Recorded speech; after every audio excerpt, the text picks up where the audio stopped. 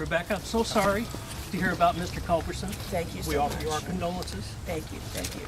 It's been a difficult, always better with friends and family Oh, around. definitely, definitely. It was so kind of all of you to come out tonight and pay your last respects to William.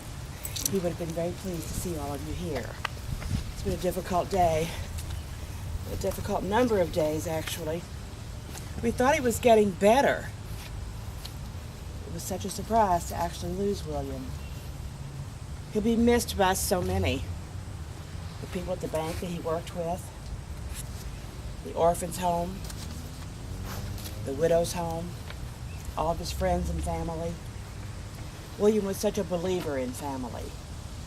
And it's been so good for me to have family around. I don't know how I would have made it through these last few days without my stepson Sam and his wife Louise, and of course their son, my stepdaughter Anne. Family is so important. Origins and heritage is so important as well. William loved living here in New Albany. He loved being one of the founding families.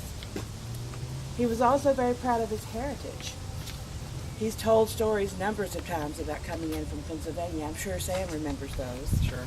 Yes, he struck out at the age of 21 to seek his fortune and came downriver, actually seeking work in Louisville at first. But when I was unable to get a job there, so he came over to New Albany and began working here in the dry goods. And by the time the Civil War came around, that horrible war in our states, he ended up with the largest dry goods warehouse in the states, and just was a wonderful businessman working his way from the bottom of that business to the top of it. Just seemed to be made for that business, along with the utility companies.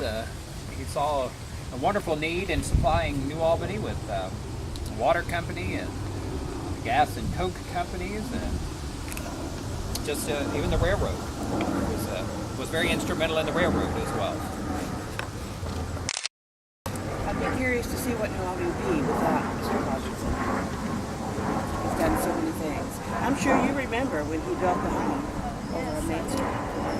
The home really was to be built for our mother, but she passed away before he ever got started to build it.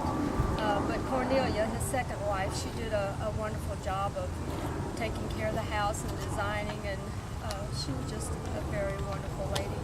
And Father, in honor of her when she passed away, because she loved to take care of children, and he built the orphanage and named it in her honor.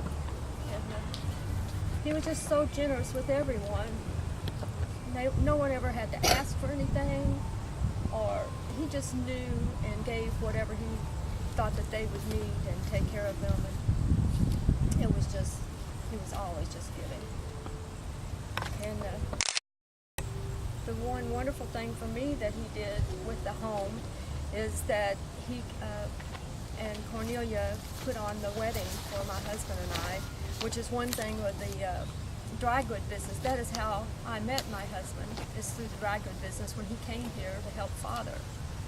And the house was just beautiful, and they did white roses and greenery over the windows and doors and the arches, and it was just magnificent. They sent out 800 invitations, and everyone showed up, no matter how far away they were. They came to the wedding. It was just amazing. Which is just another indication of how well loved and respected William was. I know some of you may have been one of his recipients of his generosity, and I'm sure you know exactly what we're talking about. The widow's home, that was one of his greatest accomplishments. Yes, I would often go with William down to the farmer's market, and we would pick out the fruits and vegetables. William actually took the time to pick out fruits and vegetables and take them to the widows himself, and that was I always admired that. Yes, very caring and always personally involved in everything that he did. You know, I've been widowed twice now since William's passing. He was widowed twice before. I was his third wife. You know, he had an amazing knack for picking amazing women to marry. I don't like to brag, but at one time he was the richest man in New Albany. Not only that, the richest man in Indiana. Oh, really? We only had 8 short years together, and it really wasn't enough. You know, the last year or so, I'd really grown quite fond of William. I'll miss him terribly. Did you say the last year? Just the last year? Well, he was a wonderful man. I think it took me a while to realize how wonderful he was. Well, there was a 30-year age difference in us, too. So. Yes. At any rate, he was a wonderful businessman, and he was always thinking ahead, very forward-thinking. 32 In years. fact, he was wise enough to hire grave guards to attend his grave after his passing. You know, these last few months, we've had this terrible rash of grave digging going on. People are stealing corpses and doing God knows what with them. So he wanted to make sure that he could indeed rest in peace. By the way, what time is it getting to be? I believe it's close. We'll check with the undertaker. Yes. It was a wonderful service, Mr. Gordon. Thank you. And, we'll check with him and make sure it's time. And I'm sure the buggy will be along soon. Yes.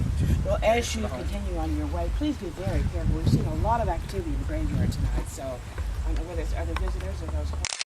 So please watch where you go. And take care of them.